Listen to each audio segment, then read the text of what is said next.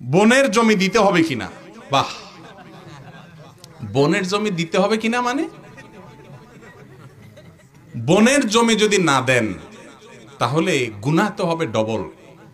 বনের জমি না মাইরা রাস্তায় যদি দাঁড়ায়া ছুরি নিয়া ডাকাতি করেন, সিএনজি থামায়া, অটো থামায়া, বাস থামায়া, রিক্সা ভ্যান থামায়া যদি মানুষ থেকে সারা রাত ডাকাতি করেন, যে পরিমাণ গুনাহ হবে, বনের বাপমার সম্পত্তিতে যে ভাগ আছে সেটা না দিলে গুনাহ তার চেয়ে বেশি হবে। কেন বেশি হবে জানেন? কারণ এটা আত্মীয়। অন্য মানুষের হক নষ্ট করলে একটা গুনাহ, আর এখানে হক নষ্ট করলে ডবল গুনাহ। এক তো হক নষ্ট করলেন, আবার আত্মীয়র ক্ষতি করলেন। রাসূল করিম সাল্লাল্লাহু আলাইহি ওয়াসাল্লাম বলেছেন, আস-সাদাকাতু আলাল মিসকিনি সাদাকা ওয়াস-সাদাকাতু আলা যাবিল আরহামে সিলাতুন ওয়া সাদাকাতুন।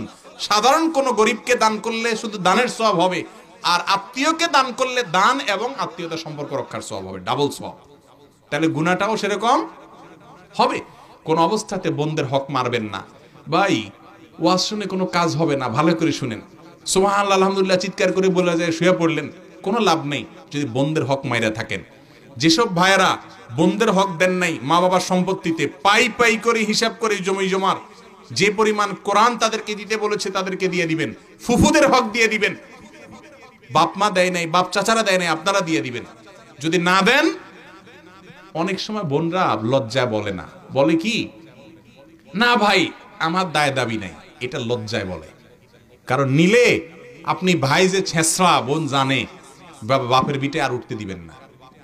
এই জন্য ওই ভয়ে বোন বলে না ভাই দেওয়া লাগবে না। সাথে সাথে বলবেন, বোন তোমার অধিকার তুমি নাও।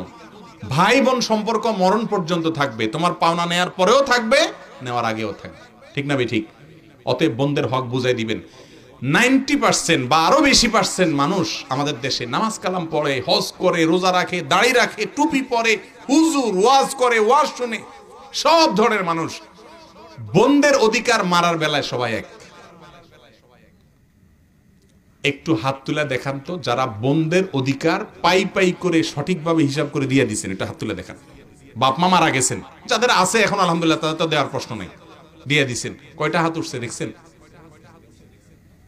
একটু আপনারা হিসাব করেন ভাইরা আমার। ওয়াজ শুনে কানসুক করলে তো হবে না, সংশোধন করতে হবে। দিবেন তো হক ইনশাআল্লাহ? বোন মারা যেয়ে থাকলে তার ওয়ারিসদেরকে দিয়ে আসবেন। অনেক সময় করে কি, মূল বিটা থেকে দেয় না, ওই পিছনের নিচের জমি থেকে দেয়। ঠিক না বে? ঠিক। এসব করলে হবে না। ওই মূল বিটাতেও বোনের ভাগ আছে, বলে একটা বিটা কয়জন মিলে ভাগ করবো? ঠিক আছে আপনি নেন, কিন্তু এটার দাম আর ওই নিচের জমির দাম কি সমান? তাহলে এটা যেহেতু আপনি নিছেন, তাহলে তাকে টাকা দিয়ে বাকিটা পরিশোধ করেন, তা নাহলে গুনাহগার হবেন।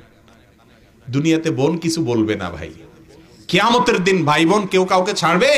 বাপ মা ছাড়বে না, সন্তান ছাড়বে না, স্ত্রী স্বামী ছাড়বে না, তাহলে বোনকে কেউ ছাড়বে না। পাই পাই করে নিবে সেদিন। মনে রাখবেন, দুর্নীতি করলে, চুরি করলে তারে চোর বলেন। আপনি আমিও তো ভদ্রবেশে চোর। বোনের হক মারছেন, ফুফুর হক মারছেন, আপনি তো চোর না, ডাকাত। মনে কষ্ট নিয়েন না, সংশোধন করবেন তো ইনশাআল্লাহ। আল্লাহ আমাদের তৌফিক দান।